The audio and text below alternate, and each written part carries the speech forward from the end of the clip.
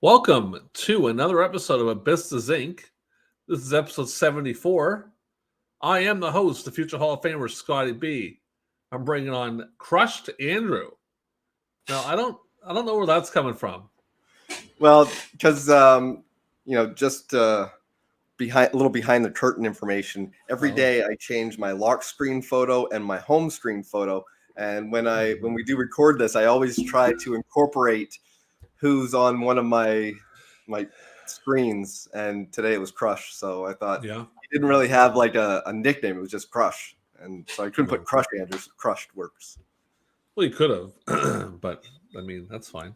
So we are doing Abyss to Zinc episode 93. 74, whatever it is. We're going to hop right into it, man. We're doing March 5th, 1994. So this is a different, spell for us because it's the latest we're a little older at this point. So we'll jump right into you and ask you what you're doing on March 5th, 1994, which would be a Saturday.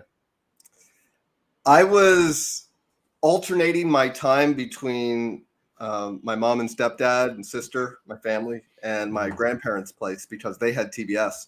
So I would come over on the weekends and record Power Hour, Main Event, Saturday Night, Superstars, Supercard Challenge, whatever was on. But just the matches between name superstars, unless the enhancement talent was someone like a Jim Powers who could provide some offense. Or Jim Brunzell. Jim Brunzell would definitely, I'd hit record for a Brunzell match. Yeah. What about Iron Mike Sharp? Are you throwing that on? A lot of times it really depends on the opponent. Like if it's like a Duggan or Tugboat, no. But if it's like 1, 2, 3 Kid, because you know the enhancement guys going to get some offense in, so it'll be a watchable match. Yeah. So that's your March 5th. My thing, March, I can pretty much remember it pretty clearly. The day before John Kennedy died, the day before this show. John Kennedy died. Kurt Cobain almost died. He tried to kill himself in Paris. So it's a pretty big day the day before. If at first you don't succeed. Well, try again. And it worked the second time. Yeah, it did. I remember a lot of music was a big thing to me back then. I was still watching wrestling, but music was huge. Like it was all about music, man. I was I had the weirdest variety of music. I was a big Beatles fan. I loved Nirvana. Mostly rock music. I wasn't really back into the country yet, but music was huge, man. That was what it was all about to me. Music. 94. Oh, sorry. Go ahead. I was just saying 94 for me is when I got really into country. I had been into country in my younger days, but it was just like a side thing. Like if it came on the radio and I liked the song, I'd be like, yeah, this is good. But with the advent of CMT, I remember just really being into music for the first time in a long time. Like the year before, I was kind of like getting into it and getting some tapes and stuff. But this time it really felt like this is going to stick, and it did. Oh, for me, I'll tell a quick story and then we'll jump into the show. We'll jump into our things. I remember that was the year we first got an old school satellite dish, one of the big ones that catch all the different feeds. And this is later on. It's not in March, but I'll just tell a story. Me and a friend were out one night, and we came home. It was a Friday night in August, and we were flipping through the satellite. If anyone remembers the old satellites, you would literally go satellite to satellite. You wouldn't have a guide. You just try to catch things. So we're going through, and it was a Friday night, and I remember seeing this big stage, and I'm like, oh my God, it's Woodstock. And we got the Woodstock feed, the whole feed for free, Woodstock 94. And it was great, man. It was a great time. Everyone in the neighborhood came to my house, and you get I would get a lot of the different. I remember watching the Rumble one year on a feed. We got all the dark matches on the feed. Was that 94? That was later. That was 97. That was at my friend's place. But I remember watching the Mexican minis were in it. That was such a wacky time. Like it reminded me of 93 for WWF as far as experimenting with outside promotions. Well, they were in pretty rough shape in 97. That's when you know they're in rough shape, when they acknowledge that wrestling exists outside their borders. Yeah. All right. So not to cut you off, we're just going to jump in. I got a nice little new thing we're going to do today, and it's going to be a little game for Andrew. The champions of 1994. I'm only doing ECW, WCW, and WWF because I was going to do a bunch, but it was just too many. So the three main promotions in North America, you got to name each champion. Our March 5th. of 1994. Okay. So I'm gonna start with ECW. Okay, starting hot. No, I did one by one because I bring the picture up. So you got to do one. I'll say the title. You tell me who it is. ECW TV champion on March 5th, 1994.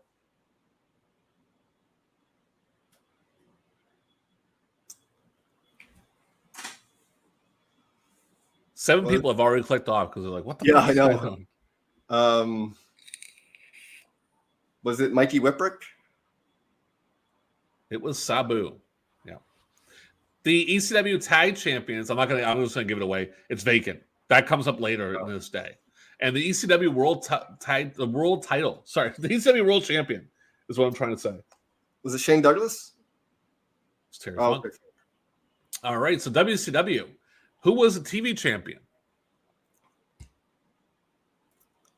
Lord Steven Regal. You are correct. Who was the U.S. champion? Stunning Steve Austin. You are correct once again. Who was the tag team champions? Nasty Boys. You are once again correct. Who was the international champion? Ooh, that's good.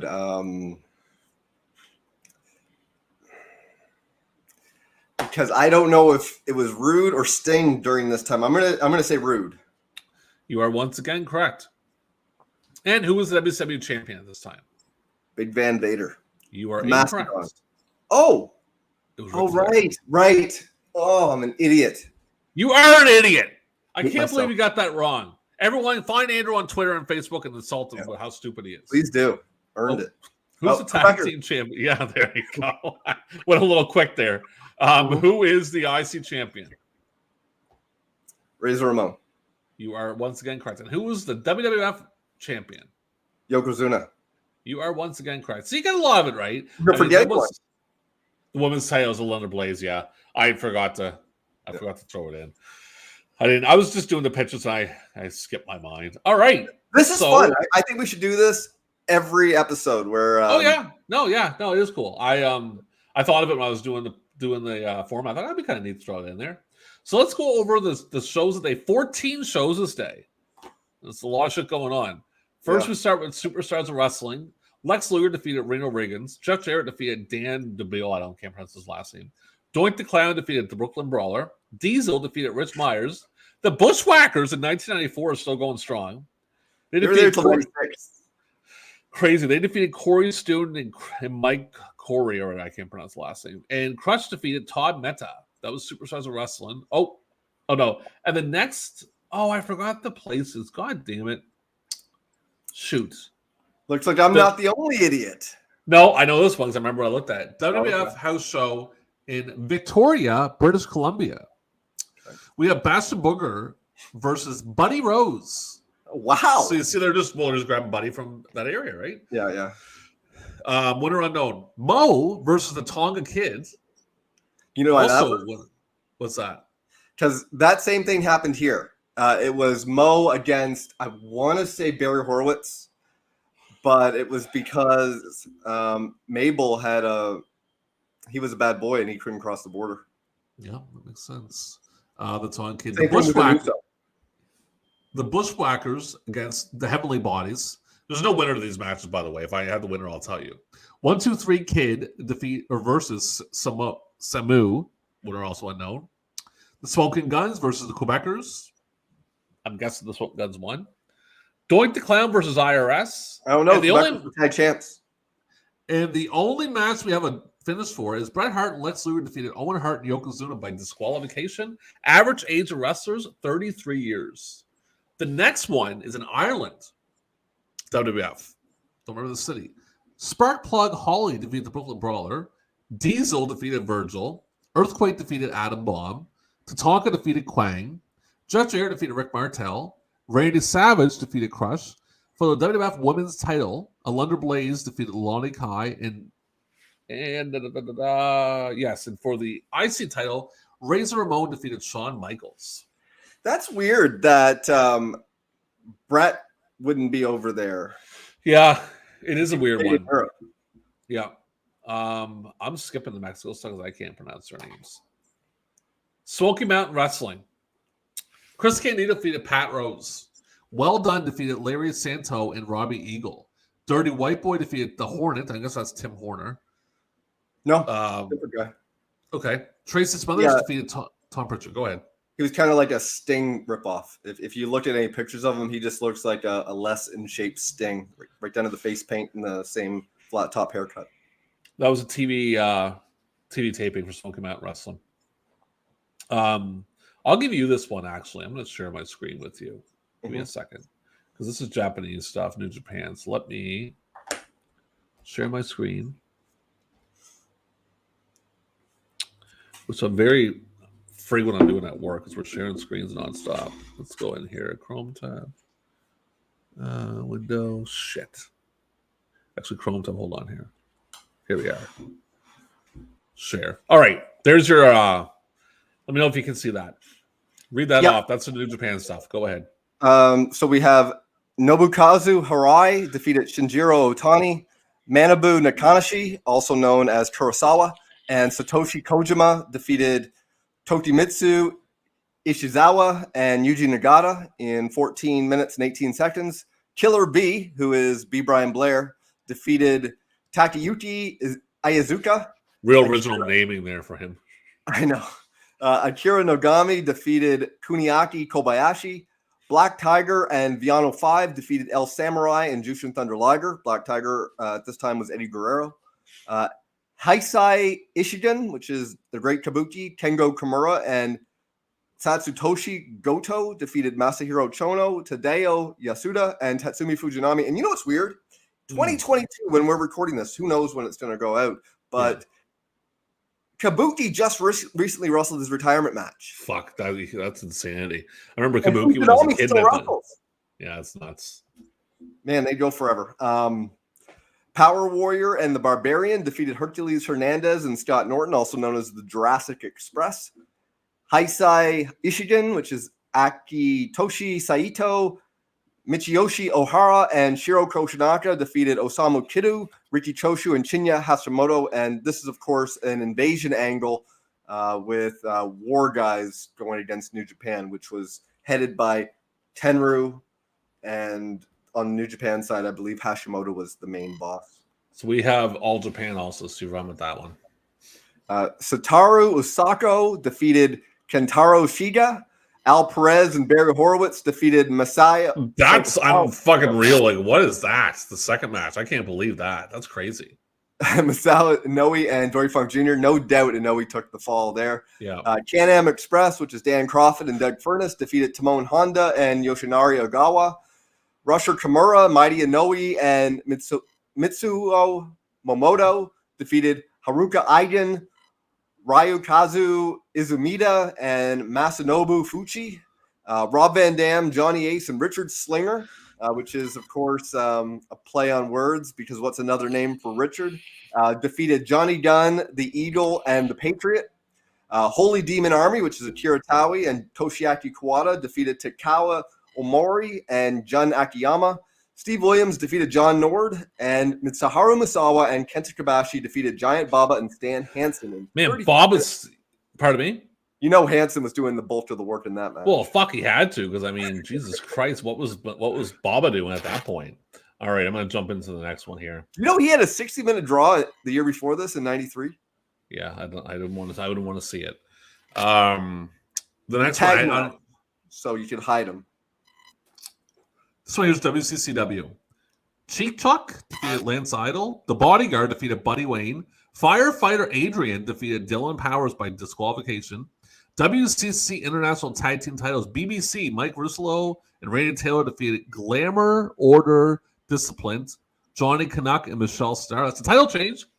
Bad News Allen and Ricky DeSora defeated Timmy Flowers and Firefighter Adrian. He did double duty that night. ECW. Wait, before you go on, that was the local promotion here. It was originally West Coast Championship Wrestling. Okay. And then they changed it to Extreme Canadian Championship Wrestling. And then I think Elite before AEW. And then after the whole speaking out thing happened, that promotion kind of folded and in its ashes became Nation Extreme Wrestling, which is a dumb name, new. And they actually have a show coming up next month at Nat Bailey Stadium, which is the minor league baseball stadium. Yeah. Which is very ambitious of them because you never know if it's going to rain or not. But I'm tempted to go because the next day is when Bryan Danielson is going to be at the Rio Theater. I'm wondering if he's going to make an appearance, but apparently he's quite injured. Yeah, concussion. That could be it for Danielson, I think. Sucks. I know. 2-on-1 handicap match for ECW. 9-on-1 defeated Young Dragons, Mike Whipwreck and Paul Loria. JT Smith and Pat Tanaka defeated Pitbull 1 and the Rock and Rebel. Tommy Dreamer defeated Jimmy Snuka. For the ECW tag team, number one contender for the ECW tag team that was Falls Count Anywheres, your favorite wrestlers, Ron and Don Harris, defeated Public Enemy. Road Warrior Hawk defeated Mr. Hughes. For the ECW television title, Sabu defeated Mike Awesome. For the ECW tag team titles that were vacant, by the way, at the time, Kevin Sullivan and Tasmaniac defeated your boys, the Bruise Brothers, by disqualification, and it becomes a title change. So they won by DQ. The Sandman defeated Chad Austin by DQ in 9 seconds. So what the fuck happened there? In the main event, for the tape fist match for the WCW or ECW heavyweight title, Terry Funk defeated Shane Douglas. And let's see what else we got here. I got a couple things, but this is Smoky Mountain Wrestling for sure. I'll tell you this. On the award-winning WWE Network, I'm watching World Class, All-Star Wrestling, Mid-South, Mid-Atlantic, ECW. And ECW in 93, most of 94 is a slog. I mean, when I would get to that, that would be when I would take a break and watch movies or YouTube and stuff because I would just dread it. It wasn't until Cactus came over that it really became the ECW that people revere so much. This here is a Smoky Mountain House Show. Anthony Michaels defeated the Hornet. Bobby Blaze defeated Mike Samson. Mongolia Stomper defeated Larry Santo. The Rock and Roll Express defeated the Moondogs, Moondog Rex and Moondog Spot. And a steel cage match, tag match, Dirty White Boy and Trey Smothers defeated Brian Lee and Chris Candido. And the rest are just, I'm not going to go over the rest, man. We'll be here all fucking night. But, you know, it was fun.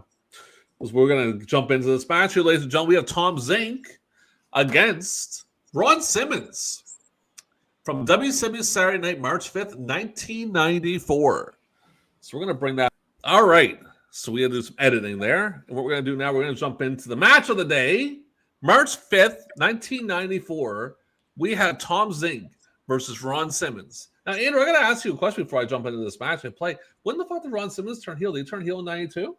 He turned heel in 94, actually.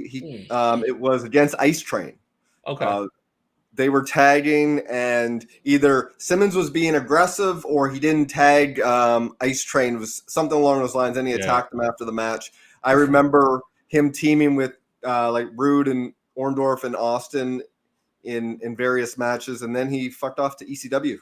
Yeah. All right. Let's jump into the match. So did you hear what he said right away? Not to cut it off because it's still regarding this. Hogan's being talked about in March of 94. And he's still in the WWE catalog. Yep. Very weird. So there's Tommy Boy. He's close to the end.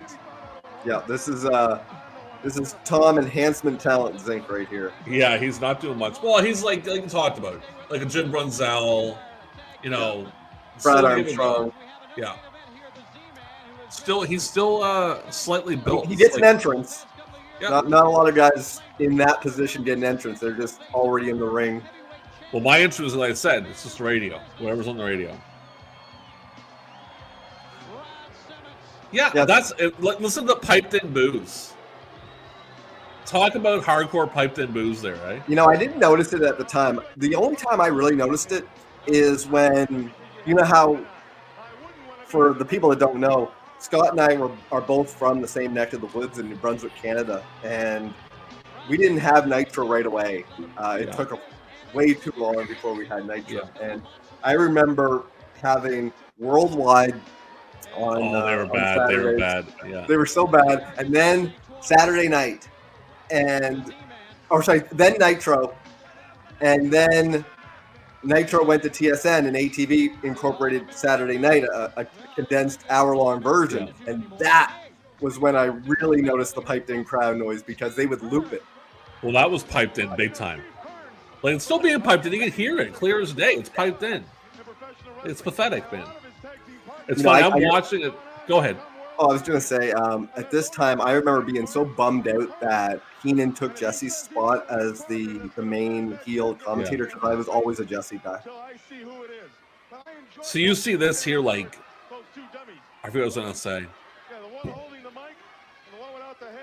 I'm watching it on the little screen below because I can't watch it up here because my camera's in the way. But I mean, yeah, Zenk's pretty much not doing anything at this point. He's getting ready to leave. You ever hear Vince Zink saying he didn't care about jobbing? He's like, we get paid the same, whatever. Job me out. I don't give a shit. You're still cashing the same check in the end. It's funny because these guys were in the company for so long together, and I wonder if they had any encounters when Simmons was in Doom. Maybe Zenk and Pillman or Zenk and random. Yeah, maybe we'll see it later. Yeah. I mean, Zenk's making it competitive. Whatever. I've always preferred his partners. Even Bradshaw, eh? Yeah. Yeah, I don't mind Simmons. I think it's, he got pushed really hard for a guy who wasn't that great. Yeah. Well, they kind of did what they did with Warrior for him because when he was a champion, Sting was still the guy. Yeah. So you had Simmons against Barbarian of all people, who was, mid-card for life. Meanwhile, the headliner was Sting and Jake. And then that was a horrible. Did you see that headbutt?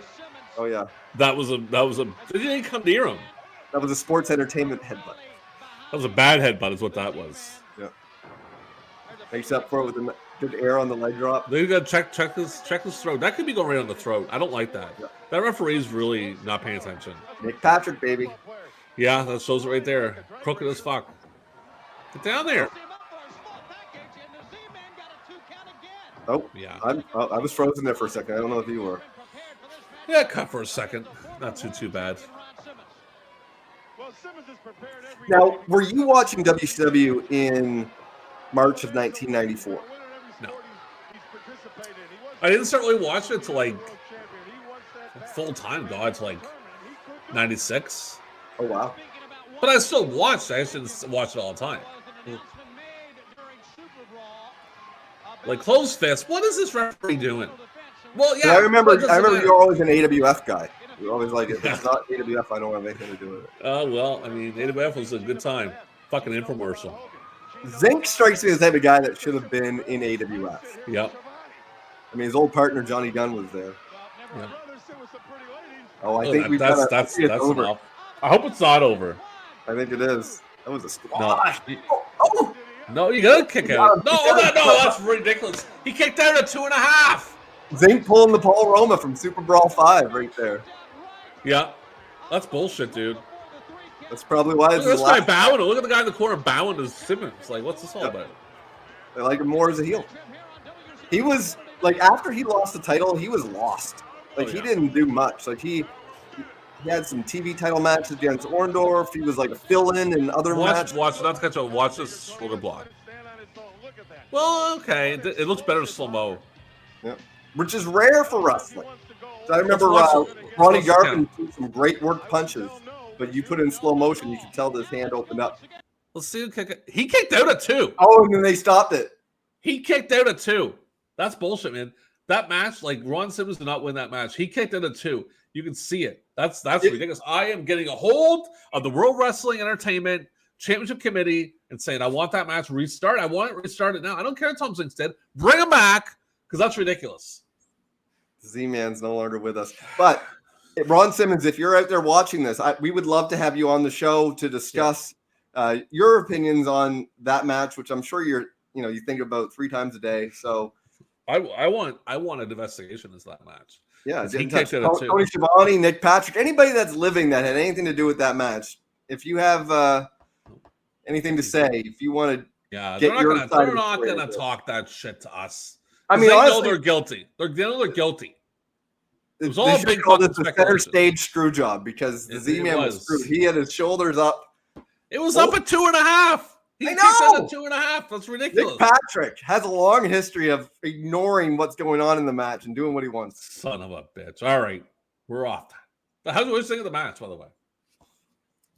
It was a competitive squash. Zenk had a couple of things in there, but I mean, mostly it was, which is weird because Simmons wasn't much longer for the promotion. Both these guys were on their way. It kind of feels like Bravo and Von Erich at Mania 7.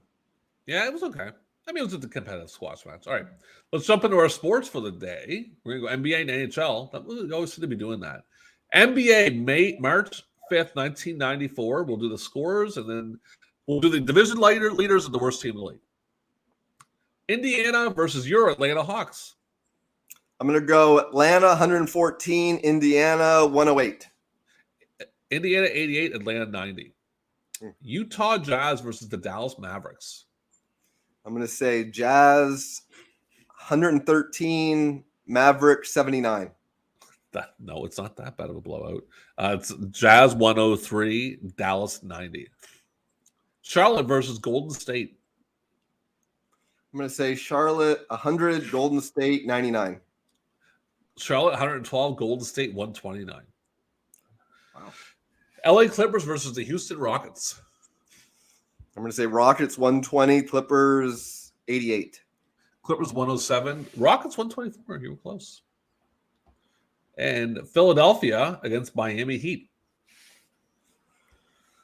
I'm going to say 97-90 for Miami. 83 for Philadelphia, 120 for Miami. Philly didn't have a good night. Detroit versus Milwaukee. Man, I'm going to go Milwaukee 110, Detroit 106. Detroit 108, Milwaukee 117. Getting the winners right. Sacramento versus Seattle Supersonics. Seattle 117, Sacramento 106. Sacramento 98, Seattle 114. LA Lakers versus the Washington Bullets. Lakers 100, Bullets 95. Lakers 118, Bullets 124. The leader of the Atlantic Division is Atlanta? That's a different division, dude. Oh, shit. Is it the Knicks? It is the New York Knicks. The leaders of the Central Division is Bulls? It's Atlanta. Oh. Wow. Yeah, Jordan's not there. Jordan right. Is, yeah, but they were still good. They were. You guys are 41-16. Chicago's 37-20. Leaders of the Midwest Division, that's out in the West, the Western Division, the Western Conference. Is it Utah? Give me a second. I have it in front of me. It is not Utah. It is Houston Rockets. Yeah.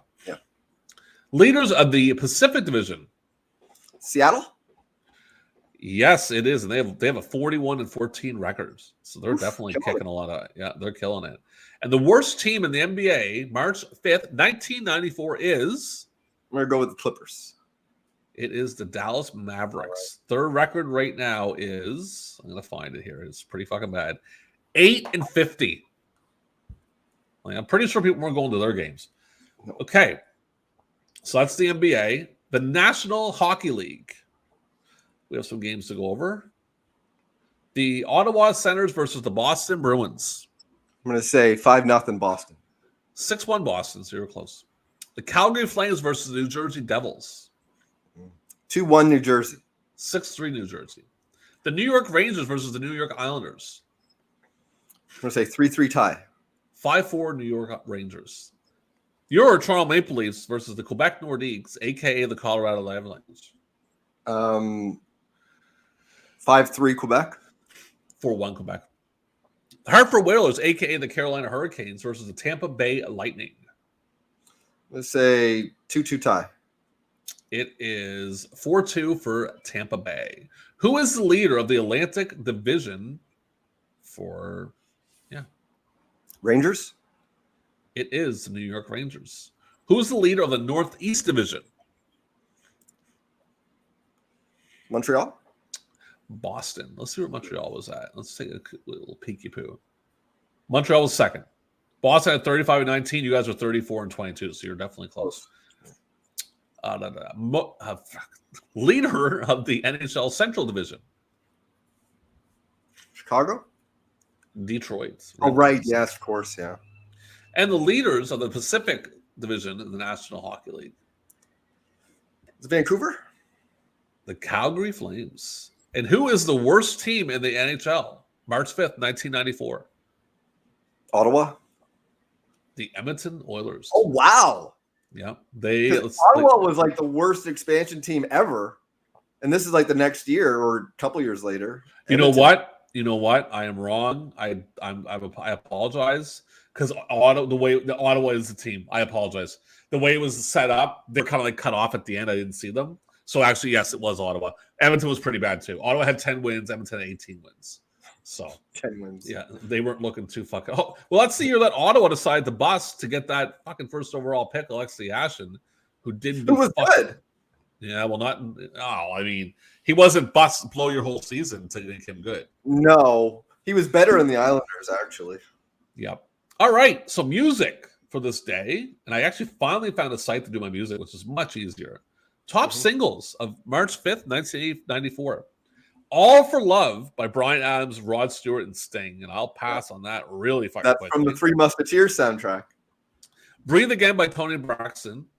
With You, Never Forget You, Mariah Carey. What a Man, Salt and Pepper featuring In Vogue. The Sign, Ace of Base. And the number one song in... I think I didn't... Oh, I didn't put up the picture. I have it. Hold on a second. I'll get the picture. Bear with me, everybody. Is it Numb? No. Technical it's no problem. I had the picture. I just didn't upload it. Give me a second here. This is a podcast, episode number 632. Let's see here. Music. That's that one. Man, my computer is slower than fucking dog shit, man. You gotta start restarting before we. No, it's just old. It's just old. All right, the number one song is a song that no one in their right mind wants to hear. That's the album. That's the number one song. Fuck that 3 times. Is that Celine Dion? Yes. Anything with Celine Dion, Power of Love, I will pass, and I will pass again. I think that's my favorite Celine Dion song. There's no fucking favorite Celine. None of them are favorites. She is fucking dog shit, man. Get out of this country. Yeah, I don't care if she's from our country. She sucks. All right. Top 5 albums. Dog and Style by Snoop Doggy Dogg, which surprisingly I actually like. But you know what's weird? That album is not on Spotify for some reason.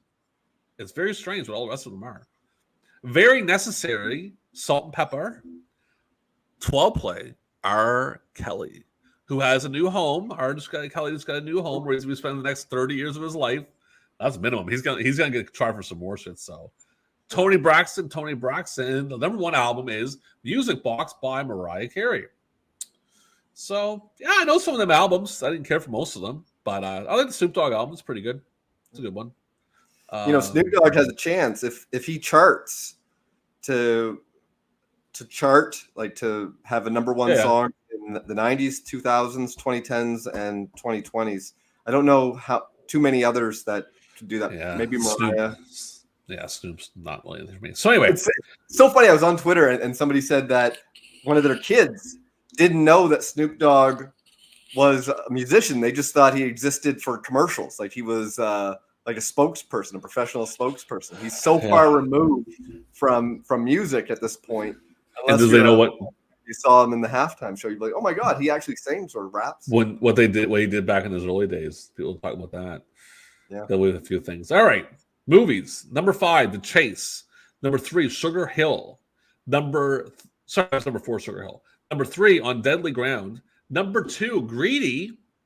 The number 1 movie, the box office on March 5th, is a movie I don't fucking like, but I'm going to throw the trailer up anyway. So here it comes.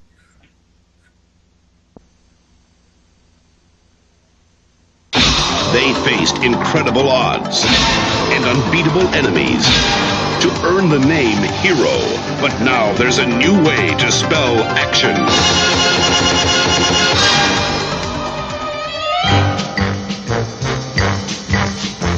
Jim Carrey is Ace Ventura, Pet Detective. He's the best there is. Excuse me, gentlemen. Head detective. Actually, he's the only one there is. You really love animals, don't you? If it gets cold enough. Now, the mascot of the Miami Dolphins has been kidnapped. Oh, righty then. And he's on the case of a lifetime. Listen, pet dick, how would you like me to make your life a living hell? Well, I'm not really ready for a relationship, Lois. There's no place he won't go. Captain's log, stardate 23.9. Ace, get out of the tank. I just can't do it, Captain. I don't have the power. Nothing he won't do. And no one he can't handle. Hey! If you do anything to embarrass me in front of camp. What? Like this?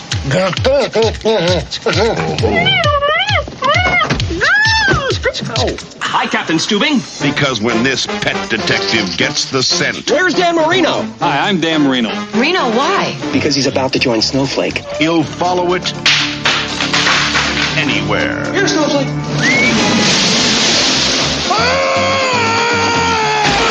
Jim Carrey is Do not go in there. Ace Ventura, Pet Detective. He is dog shit, man. Like I I love like that the movie. drama, but he's one of the worst comedians I've ever seen in my life. You didn't like Dumb and Dumber? I liked it; it was okay, but I cannot. I'd rather have my dick cut off and listen to that fucking idiot in that movie. I hate that movie. It's garbage. It is. Do you like Man on the it's- Moon? I said a dramatic actor. I'm cool with him being a dramatic There's actor. some comedy in there. Yeah, but it was like good comedy, not this fucking over the top bullshit. But I'll tell you one thing about him is he was phenomenal in Larry Sanders. Haven't Larry seen it. Sanders. You never seen the finale, did you? No, and now that we have Crave, I'm going to make it a point because I forgot all about that. I should By the watch way, that. we're not And you should boyfriends, watch people. the new season of Kids in the Hall too. By the way, we're not boyfriends. By the way, when we say that, when we have Crave, we share passwords. We're in different Not parts of the boyfriends? country. Okay, I'm out of here. Yeah. Not that I wasn't even watching right now. Doesn't matter. Hey, Um, this is a Newsstand versus newsletter. This is a business thing. People are tuned in and turned on. But okay, let's get off the crazy talk. Yeah, I'm not a fan of that, but he was really great. You should check that out on Larry Sanders. He plays himself, but when they go to camera, I'm not gonna get into it, but it's a great thing. The last thing we got is TV, and this is funny. You said we got to do Canadian TV, which I was all about. So I go into the local newspaper, right, the archives, which I use nonstop for my racing stuff. Yep. And they fucked up the day. It was March 5th, 94 to get the thing, but when they must have put it together, it was November 26th, 94. For some reason, the Grey Cup was on that day. I'm like, what? The Grey Cup in March? Yeah, that's not So I had to go back to our old stomping ground. Mm-hmm. So here it is. TV for the day. I gotta my move the camera camera's over Yeah, what's just move it after over. the Saturday Move it night over. at the movies. Move it over. It's fine. We'll still see you. Oh, it's just Saturday night at the movies. Yeah, so there you never go. again. So we're looking God, at that's like, tough. yeah, it's not a good run. It's not good, and we're not Yeah, getting I'm Fox. watching in the this hockey one. game. Yeah, I'm watching hockey also. I'm not Yeah. watching any of this shit. No. Like maybe Empty Nest might get a viewing on my part, but maybe that's probably not going to happen either. Like WCW Saturday night, probably. And Because hockey. I mean, it was random. Like sometimes it was an hour, sometimes it was half an hour or an hour and a half. Sometimes it was 2 well, hours. you're not getting baseball issues at this point. You're not getting baseball issues at this point. Yeah, but so it doesn't you're just- doesn't necessarily mean baseball. It was preempted. It could be like a movie or because it was random. I mean, you just didn't know what you were getting until that day. Yeah, no. So that was okay. I mean, again, I'd be watching the hockey game or music, man. I'm just doing my music shit back then. And this back then, March of '94, I didn't even have cable, bro. I didn't have the satellite yet. I had 3 channels. I lived in the country, so we just had 3 channels. I'm not watching anything. I'm just probably in my room, listening to music, smoking the cigarettes out my window, which was funny because my mother smoked. Like I'd be smoking out my window, and the smoke would roll down to the family room my mother was at. Like she didn't know I was smoking. When was the last time you smoked? A cigarette? Yeah. Just one or like numerous ones? Just one. Fuck, 6-7 years ago. Wow. You know, I was- smoke pretty much once a week now. When I go to the office, I go outside with the guys and I bum a cigarette. Oh, dude, I can't. It just fucks me up, man. It makes me dizzy. That's for sure. Oh, it made me sick. So I never know, not anymore.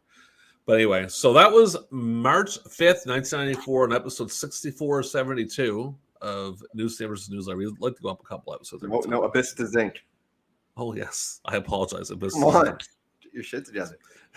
We'll have to edit that part out. But anyway, you got anything to add to it? No, I'm enjoying this journey. I hope everyone continues on and watches us watch every Tom Zenk match we can find. Eventually, we will get to the pay-per-view matches. Maybe that will be a Patreon thing. We don't know. But the link will be in the description where you can find this match if you want to watch it without our commentary. Just enjoying it.